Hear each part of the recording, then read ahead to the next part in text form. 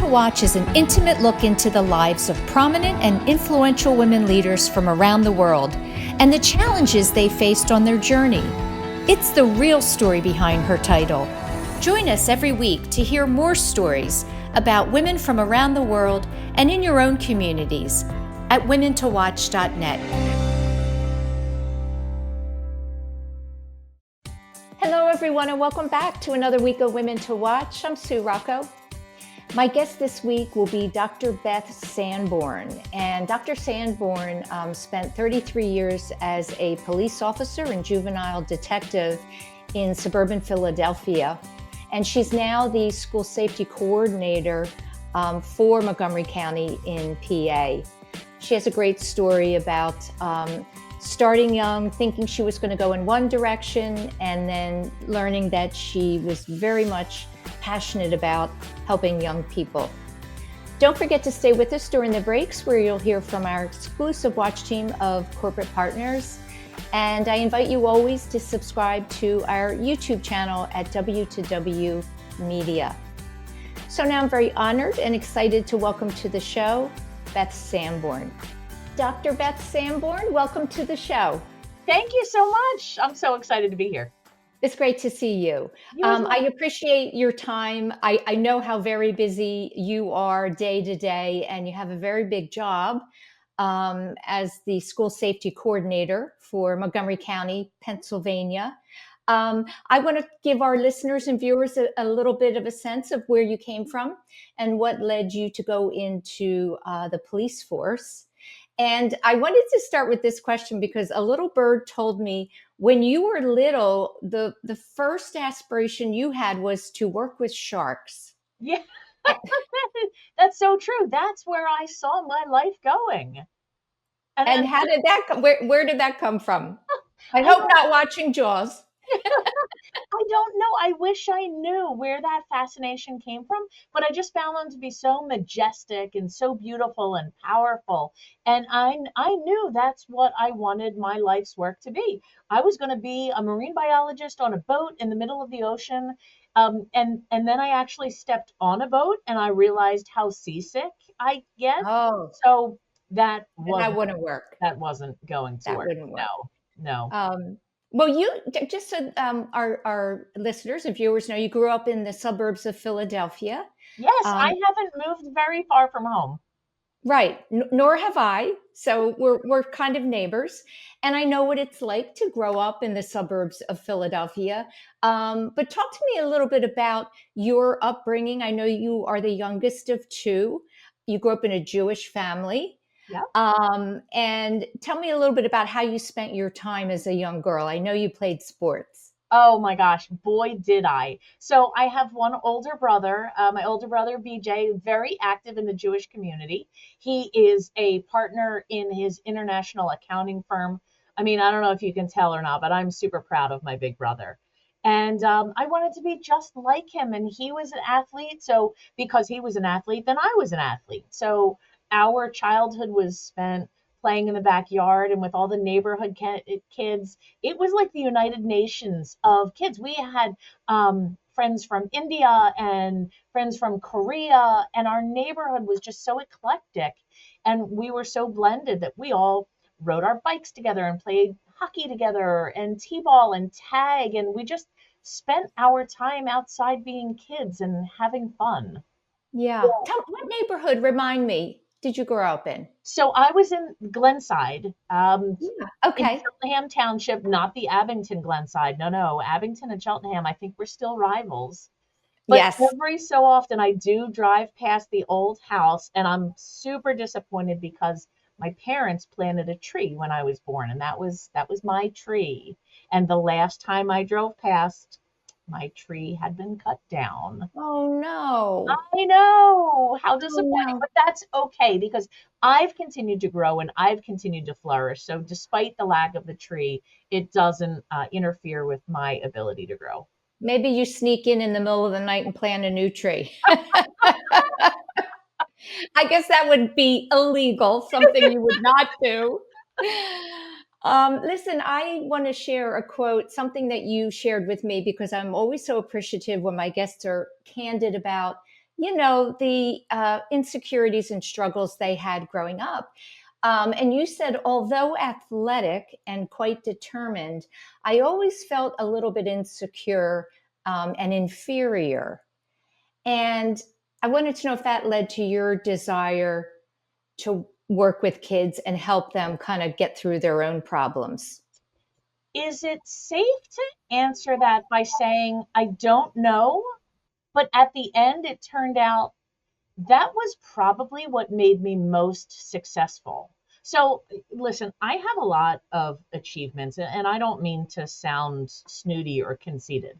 I achieve a lot because I set my mind to it, I'm determined, and I will succeed if I set my mind to it, not to repeat myself.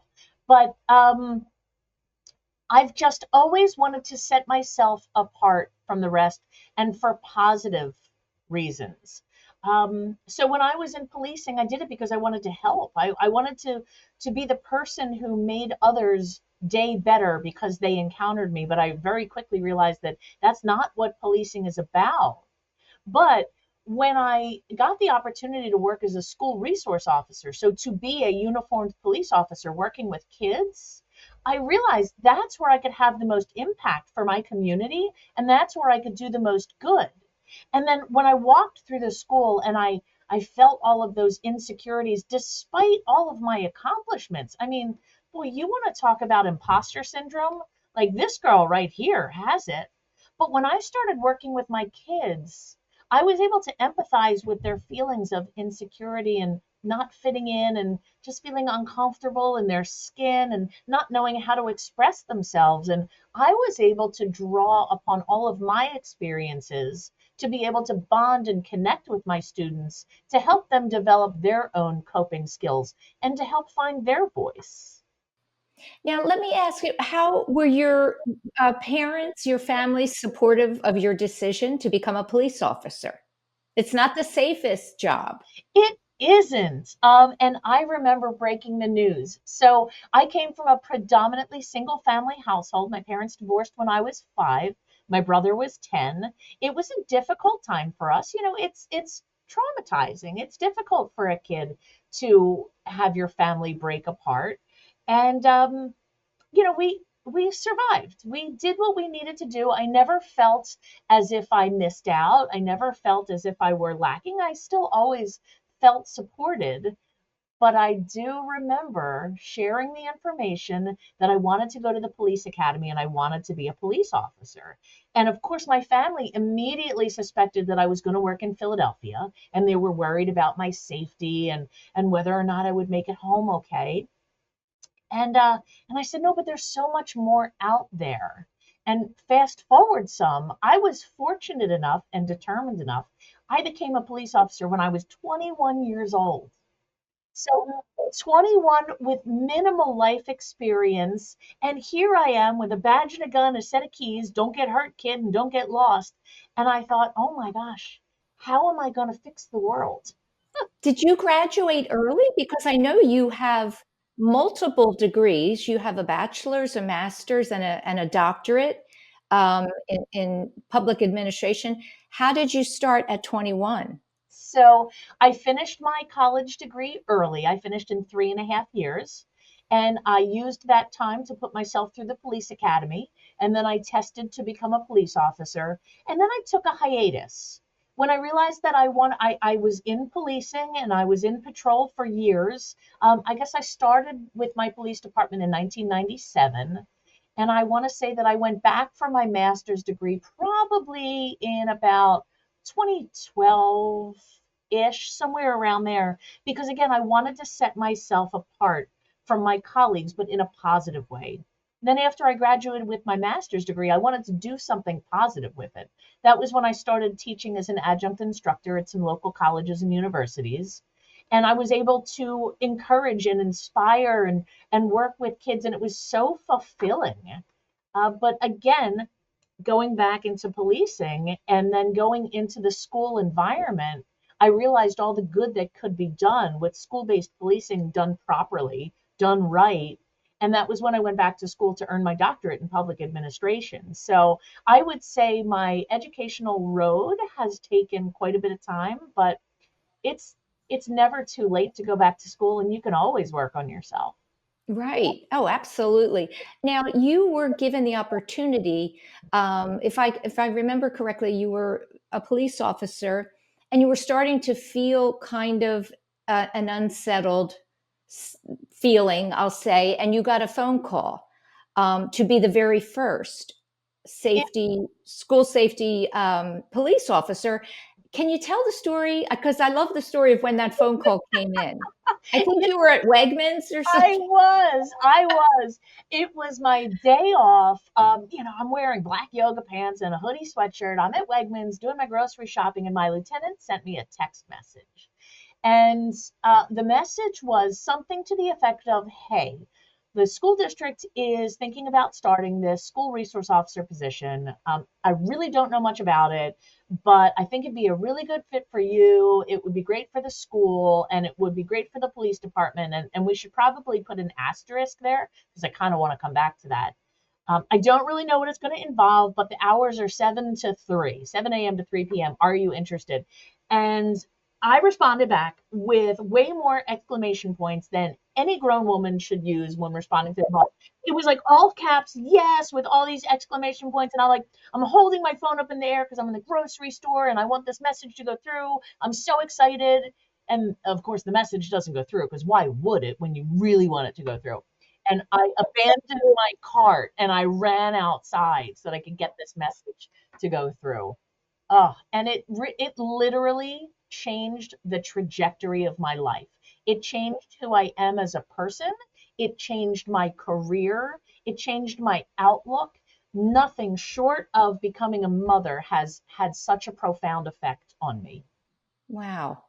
Um, you know what? I was going to ask you this question later in the interview, but you just mentioned being a mom, and I want to know how your job has affected you as a mom. So you're working with children, young students, and as we know today with the news that just came, there's a lot of bad things that happen in the world.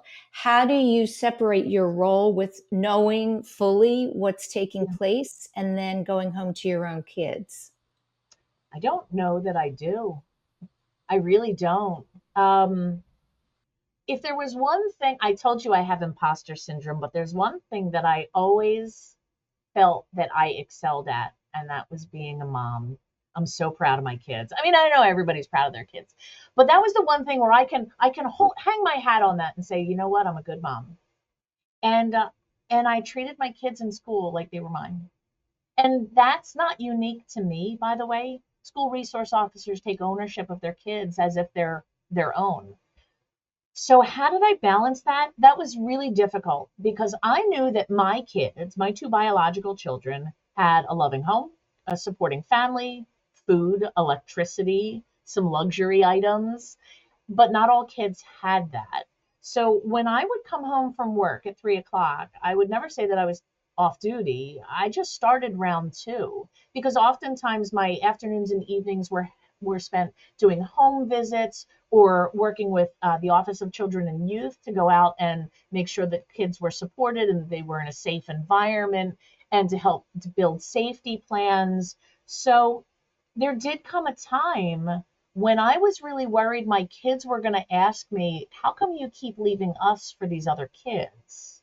Oh. And I was waiting for it because my kids are smart. But I think that they saw how dedicated and devoted I was. And when they knew that there were other kids that didn't have someone to give them a nighttime routine or didn't have someone to say, I love you, or ask how the science project went, or ask what they're excited about for the future, I think they were willing to give me that grace and that latitude to be able to work with other kids. Beth, did you have any experiences when you were a police officer, any pushback from the male officers? I'm assuming there were not a lot of women doing that job. And if so, how did you deal with that? Sure. Well, I mean, I started as a female officer in 1997, and I was by far I was not the first Don't get me wrong. There were plenty who came before me, and they were some incredibly influential women, and some of them are my mentors and role models. But yes, I was our police department's first full-time female officer. So they didn't really know how to respond to me or what type of officer I was going to be. Or you always roll the dice when you hire someone new, and you wonder if they're going to be a good fit for your department. So the way I treated it was that I had to prove myself. I wasn't wearing a Superman cape, but I was willing to get involved. I didn't want to be treated differently. I didn't require anything differently, well, except for maybe my own bathroom, but I don't think that was too far out of the ordinary. But I didn't shy away from work. I didn't back away from things. If a volunteer was needed, I offered to fill in. Ultimately, I was reliable and dependable. And that's what I teach my kids. That's how you become successful. Stick to your word, offer to get involved, and let people know through your actions that they can count on you. That's a great approach, right? Just prove by your action, right? Absolutely. Same in business. Yeah. Listen, we're going to take a quick break. And when we come back, I want to talk to you. First, I want to talk about what's the day in the life of a school safety coordinator. I'm very curious what you're doing every day. And then what you think the advantages are being a woman. How is your approach, your intuition, all those superpowers different in this role from men? We're going to go into our first break. Stay with us for our Watch Team contributors, and we'll be back with Dr. Beth Sanborn.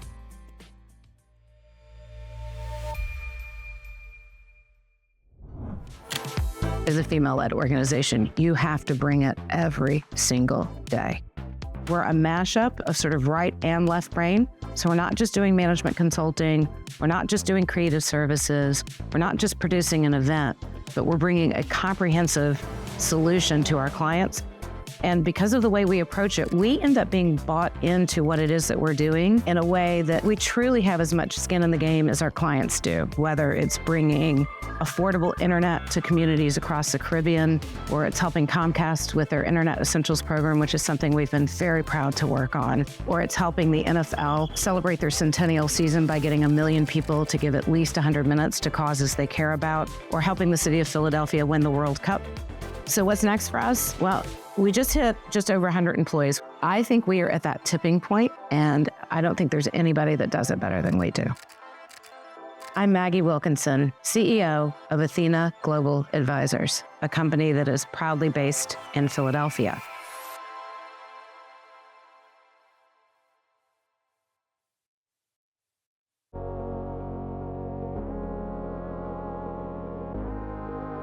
Ladies, I'm Tiffany Curtin, a financial professional with more than 25 years of experience serving successful women, families, and businesses. Here's the reality. You don't have to be the one managing your family's finances to take ownership of your future. But if you want true confidence about how everything is going to play out, you do have to take part in the process. That doesn't mean digging into the weeds of your finances when you don't have the time or desire. It means elevating your awareness of your own circumstances. It means having the bigger conversations so you're empowered when you need to be. Let's bring confidence to your family's future without overwhelming your time.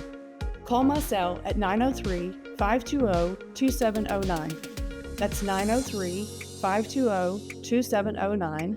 Or visit Johnson Financial Group on our website, www.jfg.cc. Not .com, www.jfg.cc.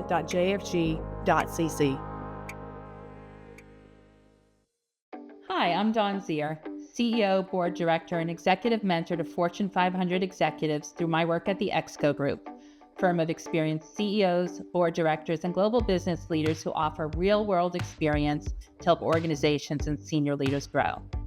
Today on Leadership Watch, we're going to talk about being in the driver's seat of your career.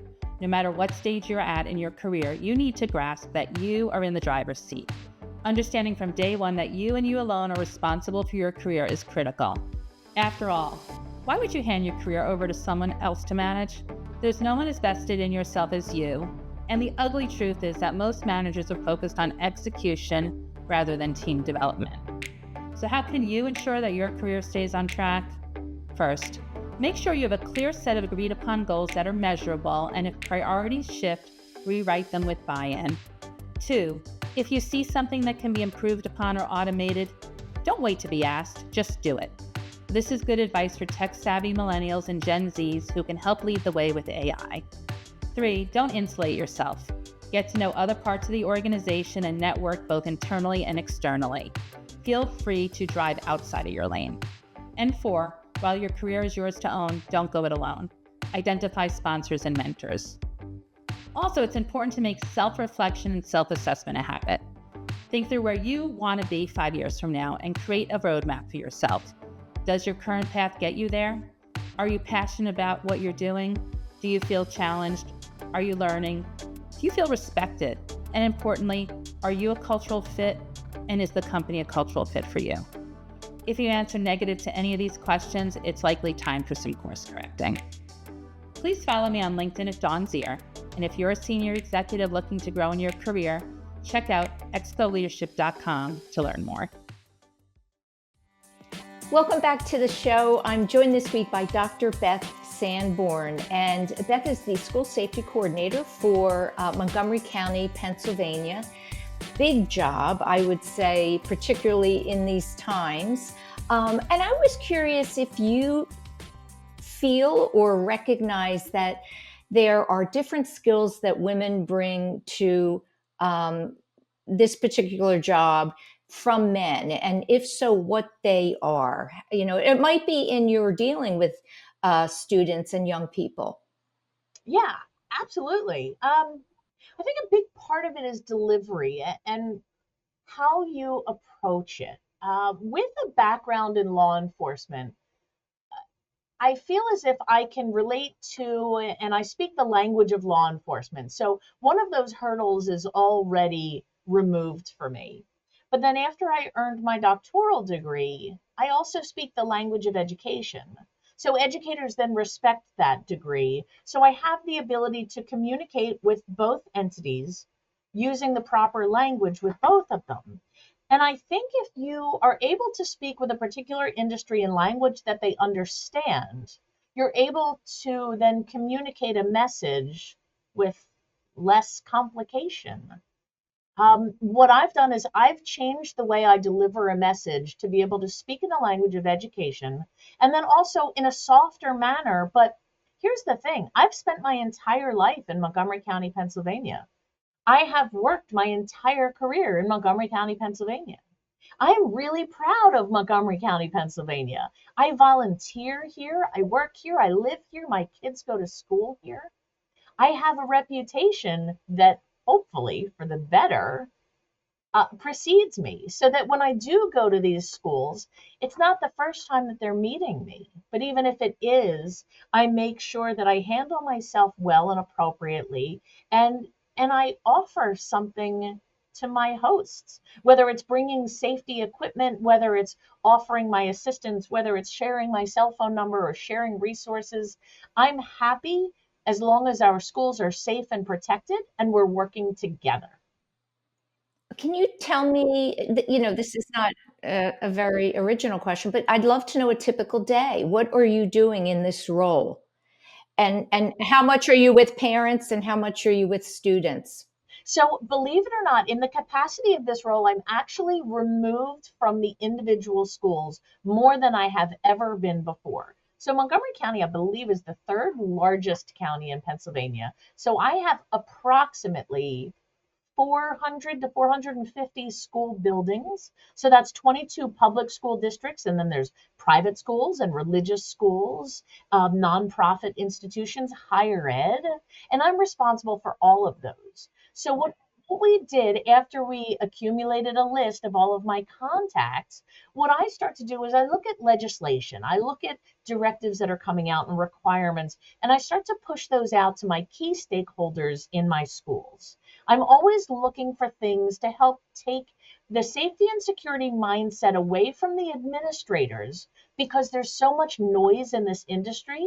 So if I can quiet some of the noise and just send them the applicable information, I feel that How could they be disappointed in that? If my communication eliminates 15, 20, 30 emails that they have waiting for them, whether it's a project that's going to be pitched or whether it's a product that they're trying to get you to invest in, if I can help eliminate and weed that out, you can get back to the business of education and truly supporting our kids. So allow me to work in my field so that I can help you in yours.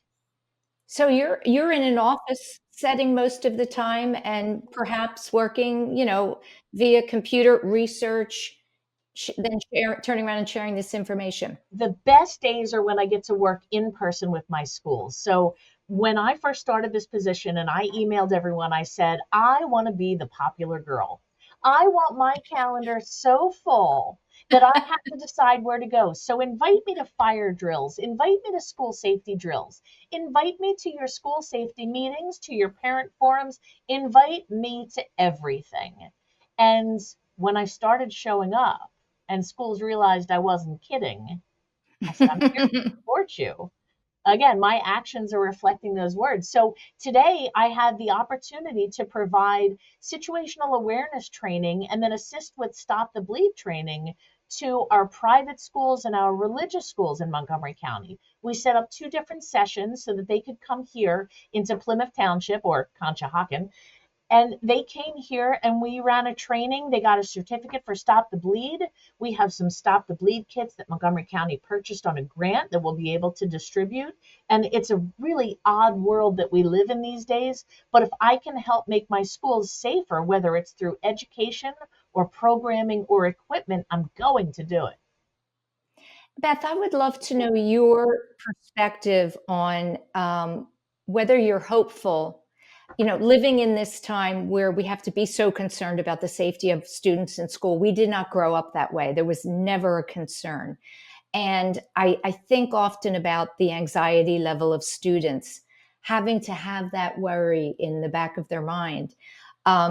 Do you see a time when it would revert back? I mean, that's a big question. It has a lot to do with mental illness and right there's so many things. It's a very complex topic, but I just would love your perspective on if you think there will be a time where we don't have to worry so much. Yeah, that is complex. There is no easy answer for that. I'm going to tackle a couple different pieces of that. I am a huge proponent for school resource officers. Those are sworn law enforcement officers who are hired by a municipality to work in conjunction with a school district, and they adhere to community policing standards. But in order to have a successful program, you have to have the right person. Remember that asterisk that I mentioned when my lieutenant sent the text message? You need someone who's carefully selected because you can't just put any random police officer in a school. It won't work. If you're squeamish around teeth, you probably shouldn't be a dentist. If you don't like feet, don't be a podiatrist. But you need to have the right person in there. They need to be very specifically trained because policing in a school is very different than policing in the streets. And if you do it wrong, there could be dire consequences.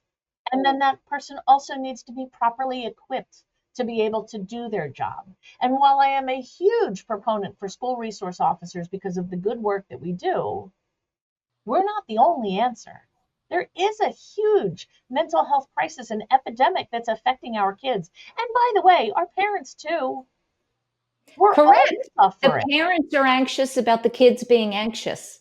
Absolutely. So we have to work together.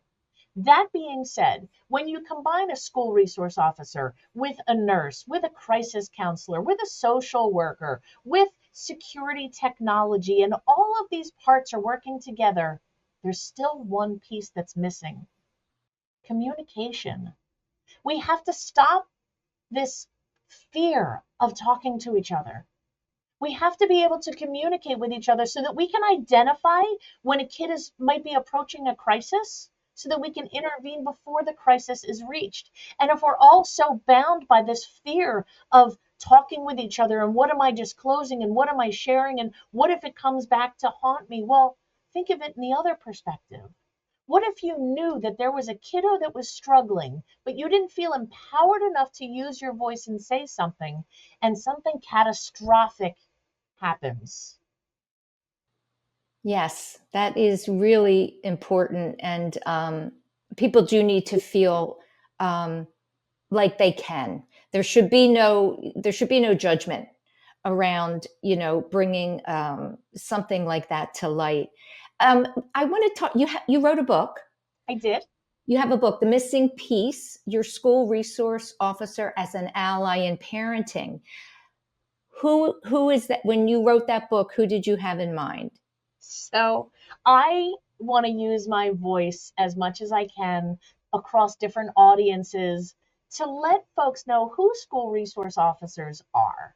So, really, anyone who has a kiddo in the school system or who's curious about what happens in the school system or wants to know more about school based policing. So, I wrote this book to be able to share who we are, how we make our decisions, how we're trained, the extensive level of training that gets involved, how we interact with our kids and what that looks like on daily interactions, but then even more so to show how our kids interact with us.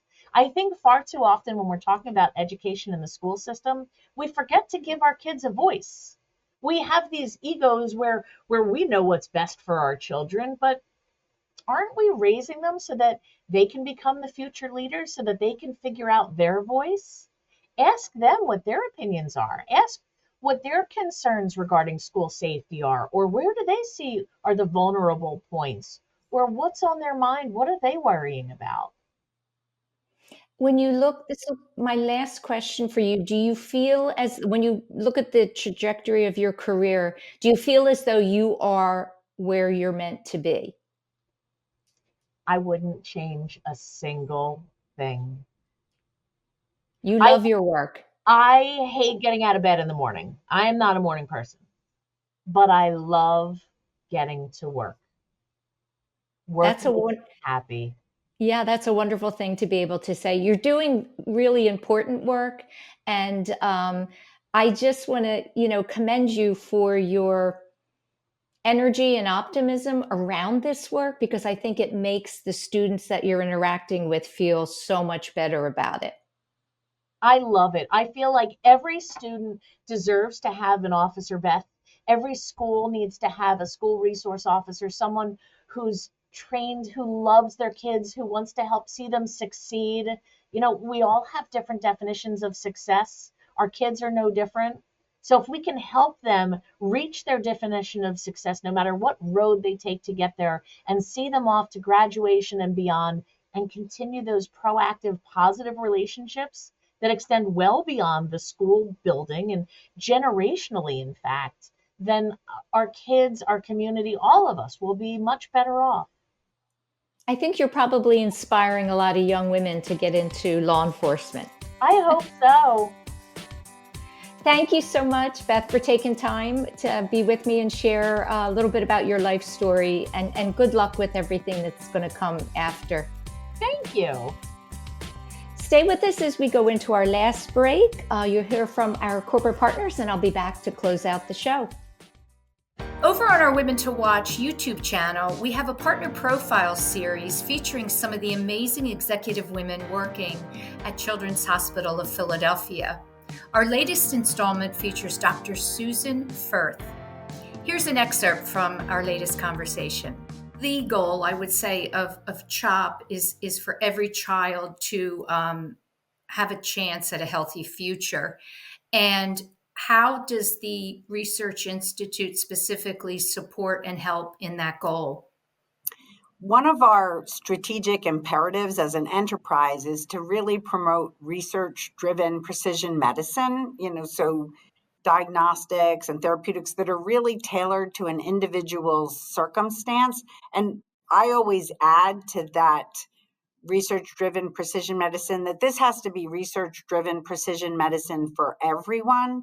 So we've invested in programs around health equity research methods and making sure that as we are pursuing our research and discovery, that we're thinking about how our questions apply to different populations, whether it's where they live, if they're rural or urban, or what their social determinants of health are. So we're trying to incorporate thinking broadly about improving child health to all populations. So we want to help children who are around the world and also in our backyard. To learn more about Dr. Susan Firth, head over to our Women to Watch YouTube channel for the full interview.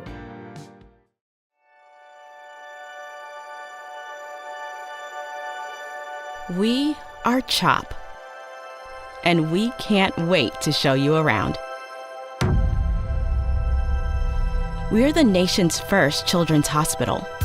Now, a care network with more than 50 locations that continues to expand. 3 state-of-the-art research buildings with 1.5 million square feet of space. We have grown from 12 beds 165 years ago to nearly 600 beds and one of the best children's hospitals in the world. We have a level 1 trauma center, 11 floors of patient units, more than 20 operating rooms, first of its kind delivery unit for babies with birth defects, a separate cardiac operative and catheterization suite, and places to learn, like our internationally recognized simulation center. We have trained generations of leaders in the field of pediatrics. We are world leaders in medicine, surgery, and science. One of the top recipients in NIH funding for pediatric research. In this building, pioneers in CAR T therapy, mitochondrial disease, brain tumors, hyperinsulinism, and other rare diseases. Here, groundbreaking work in fetal surgery, genetics and genomics, and neurology.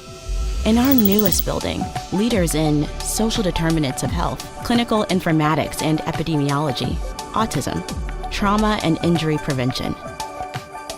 Our patients come from every state and 115 countries.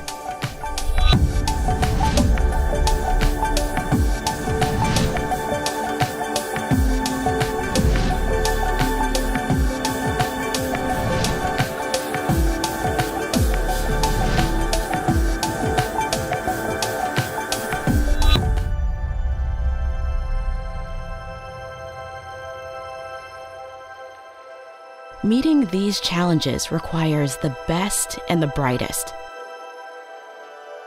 We are passionate about pediatrics.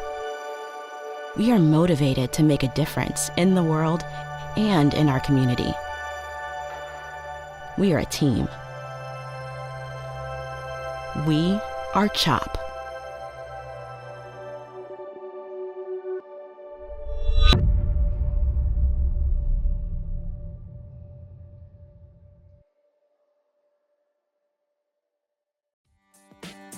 That's it, everyone, for another week of Women to Watch. Thanks so much for being with me. Next week, my guest will be Janet Fouty, and Janet is a former CEO of Deloitte Consultancy Division, and she's spending her time now in research for healthcare with women. Thank you, as always, to our sponsors for helping us to bring you the show each and every week, and I'll see you next week.